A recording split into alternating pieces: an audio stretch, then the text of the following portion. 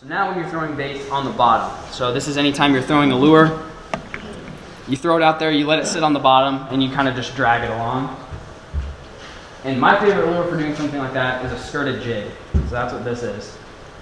Most bass fishermen know what this is. It's kind of a staple in bass fishing. Everybody knows what bass fishing jig is.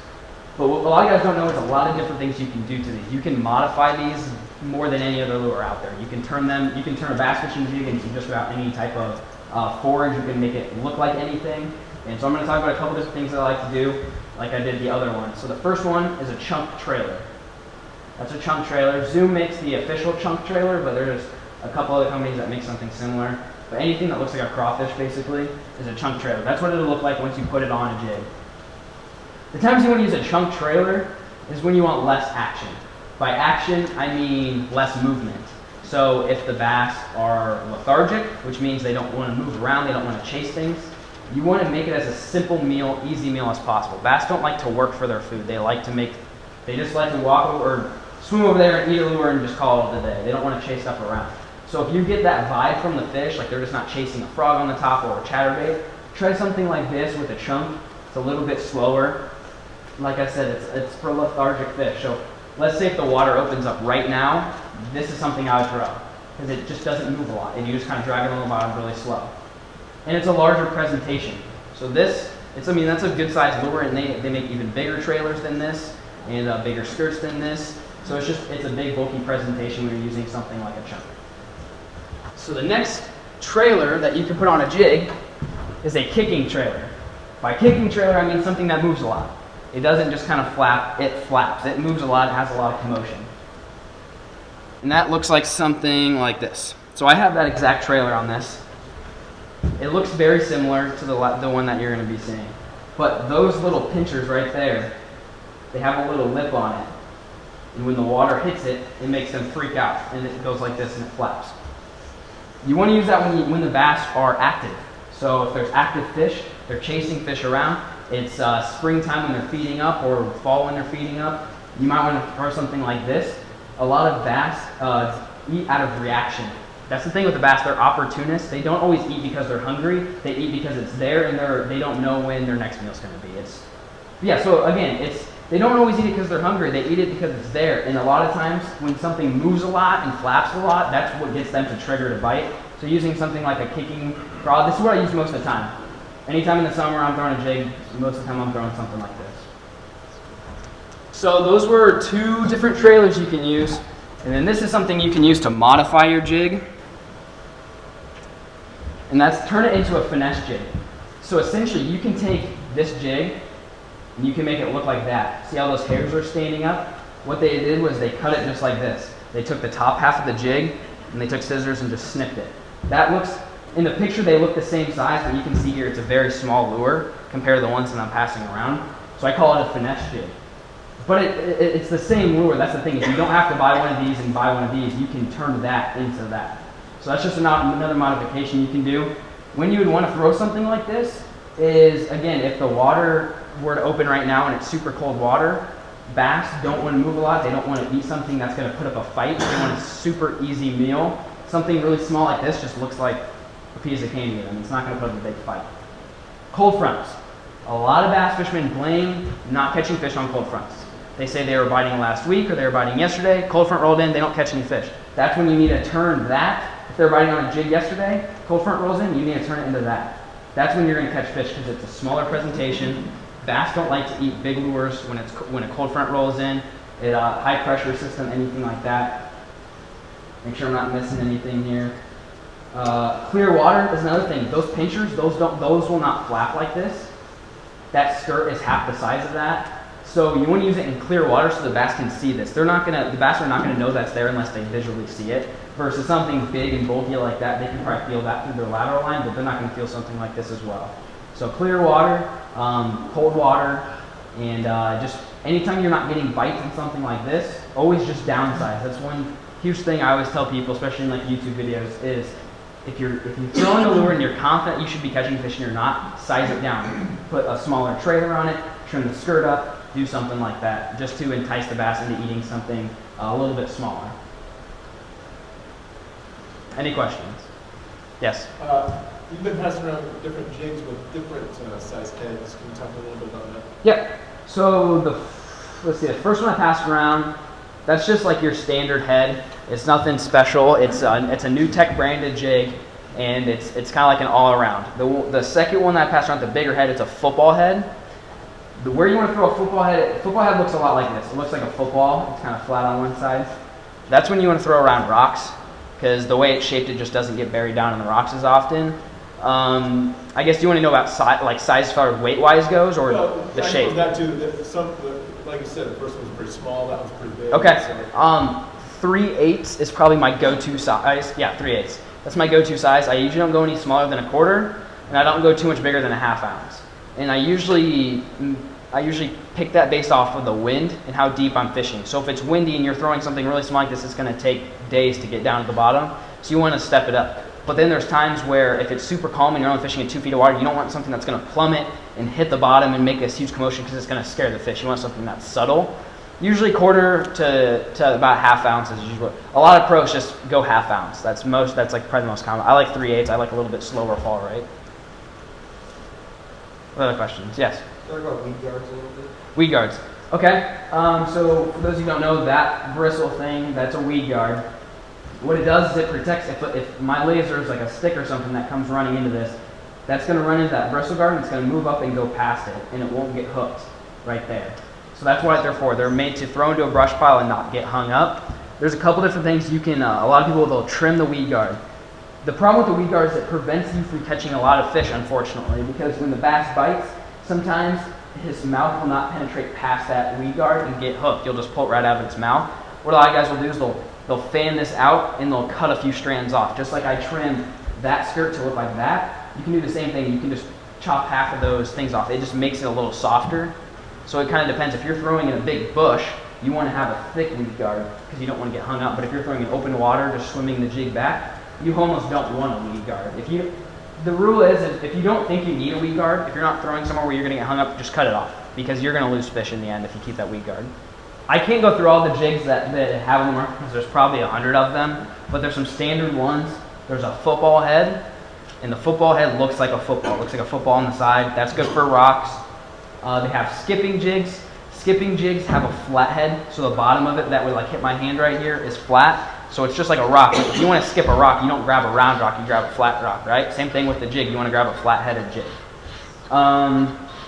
Flipping jig, something that will go in and out of cover. You usually want something that comes to a point.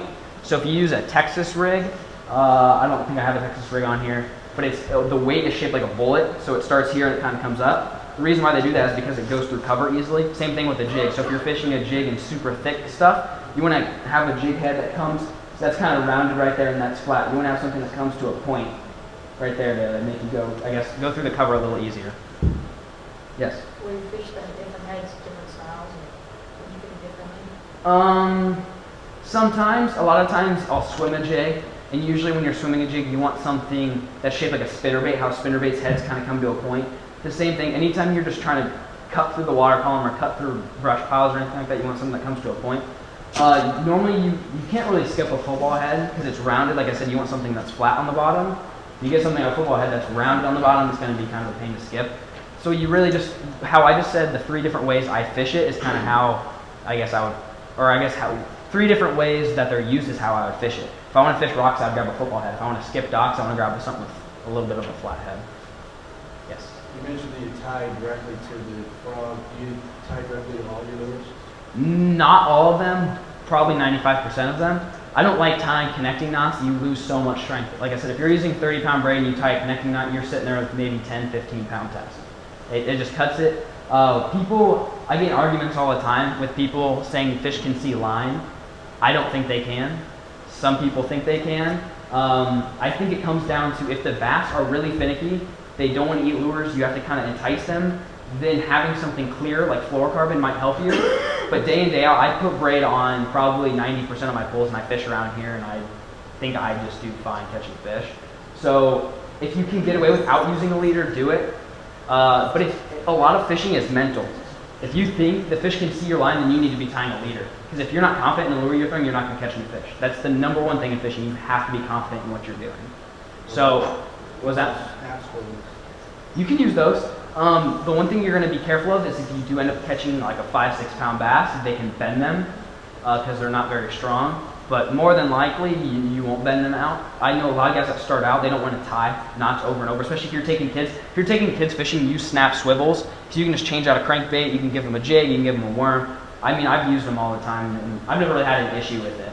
I just trust my knots more than that piece of metal. But that's also, you know, if I'm competing in a tournament, I don't want to rely on that. But just kind of fun fishing, of course, yeah, just use snap swivels. It's a lot easier. Yep. Yes? Do you swim any jigs without using the chatterbait type jig? So just like, do I swim and jig out? It's like that? Yeah, like around weeds and stuff. Swimming Yep. I don't do it very often. The times I do it, a lot of times in the spring when you're trying to imitate a bluegill, you throw it up on the shore and kind of twitch it out, make it look like a bluegill swimming. The thing with a jig versus a chatterbait is it doesn't have the chatter, which means it's not going to create as much commotion. So you want to have clear water for that. You don't, the problem is a lot of this stuff I talk about with dirty water, because we fish dirty water. I mean, that's the water around here is fairly dirty. There's a couple lakes that are clear. Most of them are dirty, so I usually stick away. I think I don't get as many bites on swimming a jig as I do a chatterbait because they just can't feel it through the lateral line. They can't see it. They just don't know it's there. If you go fishing and it's sunny or even cloudy, but it's calm, slick calm, there's no wind, that's when you want to swim a jig and you don't want to throw a chatterbait. Because this looks a lot more natural than something with a big shiny head on it, because I've never seen a crawfish with a big shiny head on it, and neither has a bass. So if it's calm outside, if the bass can see really well, it's clear water, that's when you want to throw a swim jig. And you can put a swim bait. So on the chatterbait, you can put this on the back of that. And that's usually how I fish a swim jig. It's basically a chatterbait without the blade. And I fish it the same way. I throw it out there and I just kind of slowly wind it in. Yep. Yes? Kind of got two questions. Of course, go ahead. A stinger hook, do you ever use a stinger hook on a jig? I don't on a jig. I will on a spinnerbait though. The reason why I do on a spinnerbait is because it has that wire that comes up that's acting as a weed guard. And so if you have that stinger hook out there, you're just going to catch more fish. Buzz baits, use a stinger hook. You can use them on chatterbaits. I don't have a problem with them with hooking fish. Usually if a fish eats a chatterbait, it's going to eat it. It's not going to swipe at it. The thing with the spinnerbait though is it has those two blades. That doesn't look like one fish. That looks like two or three. So when they hit it, they just hit it and they don't know where the hook is. Versus a chatterbait, they know that that is a fish and they will eat it just like that, so you hook them. Actual jig fishing, like throwing it into cover, unless I'm just swimming it like he was talking about, you can do that. The thing with the jig is a lot of times you want to throw it in stuff. You want to get it in the nasty stuff that people never throw lures in. So if you have a stinger hook, you're just going to get caught up. And the other question is, Yep. the myth of the red hook. Do you think it's better or not? It's a myth. The first color to disappear underwater is red. I learned that from a scuba diver. And I think it's a myth. But what I was talking to him about is confidence. If you think putting red hooks on your lures will catch more fish, then you better be putting red hooks on your lures. That's you mean. It's all about confidence. Seriously though, I mean, it makes all. I fish tournaments, and if you're mentally down, you'll stink. You're not gonna catch no fish. Actually, the numbers in the boat's what convinced me. Yeah. I mean, I guess if you're in super clear water and you're fishing shallow, maybe. But red is the first color to disappear underwater. I learned that from a scuba diver. And so they said, I think it was Randy Howell. Do you know who he is? He won the Classic. I think there's a YouTube video. He ordered a couple $1,000s worth of red hooks, and the next day his wife found that out. That's the first color to disappear, and he was kicking himself for it. So, but like I said, if you guys think that makes you catch more fish, then you better do it, because it's all about confidence. Yep. Same thing with fish seeing line. If you think fish can see line, then don't throw a braid. Use a leader, use fluorocarbon. What else? We got a lot of time. Yes? What about tungsten versus lead? Okay, good question. Tungsten and lead. Some of you guys have been fishing for many, many years, probably just use lead. That's what most guys do because tungsten's very expensive. The thing with tungsten, it's one of the hardest materials out there. It's very dense.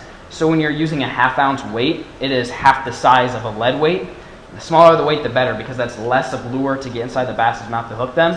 The other thing is it's dense, so vibration transmits through the weight much better than it does lead. So if you're fishing on rocks and you're hopping it and you can feel, you feel the vibration in your line, you get a lot better feel through tungsten. When your tungsten jig, or weight for that matter, hits the bottom, you can tell feeling in your rod whether that is a rock or a stump or sand or grass. Versus lead, you're just kind of sitting there like, I think it's a rock. So that's the difference. All tournament guys use tungsten. But I mean, I don't listen to tournament guys all the time, but it's very expensive. So for you young guys, some guys maybe don't have a huge budget fishing, don't bother with tungsten because one tungsten weight will cost you $5 and you'll lose it in 5 seconds. And it's just, you go through money. But if you're fishing competition stuff, tournaments, I usually only fish tungsten when I'm fishing in a tournament just because I think it helps me. But it's just more sensitive, I guess. It's the difference between using braid and fluorocarbon or monofilament. If you've ever used the two, you get a lot more feel out of the braid because there's no stretch. But if you are using monofilament, it's like fishing with a rubber band. It's kind of the same thing. Yes? Peg the weights?